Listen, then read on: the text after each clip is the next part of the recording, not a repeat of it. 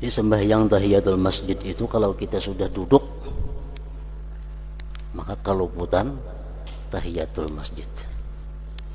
Kita masuk masjid, duduk sudah, dan duduknya dianggap lawas. Lawas itu macam apa? Sekitar kurang lebih 2 rakaat yang ringkas. Duduk, itu sudah hilang tahiyatul masjid.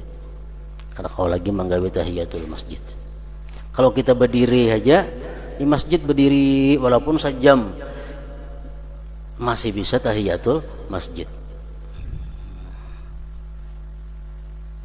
Makanya rancak bila orang datang ke masjid, pas kebetulan orang azan, berdiri kita kalau dulu, berdiri, jangan berduduk, berdiri menjawab muazzin.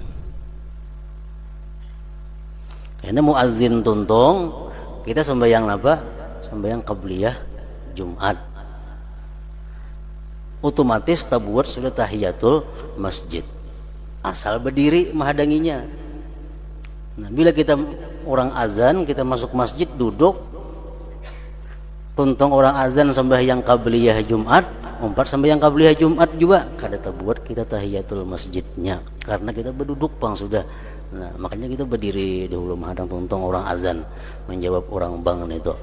Supaya apa? Supaya kita sembahyang qabliyah Jumat ini tergabung dengan tahiyatul masjid, walaupun kada diniatkan lagi tahiyatul masjidnya, cuma sudah masuk di situ.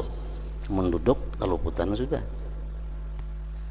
Umpamanya mana baiknya kalau kita orang azan, kita masuk masjid, kita berdiri menjawab orang azan atau sembahyang tahiyatul masjid, mana baiknya? Baik kita menjawab orang azan itu daripada tahiyatul masjid digawe. Karena menggawe tahiyatul masjid kita kada kau menjawab orang azan. Kada kau menjawab orang azan. Kalau kita berdiri menjawab orang azan, kena sembahyang qabliyah Jumat, tak masuk lagi sudah dapat pahala tahiyatul masjid. Nah, itu orang dahulu macam itu.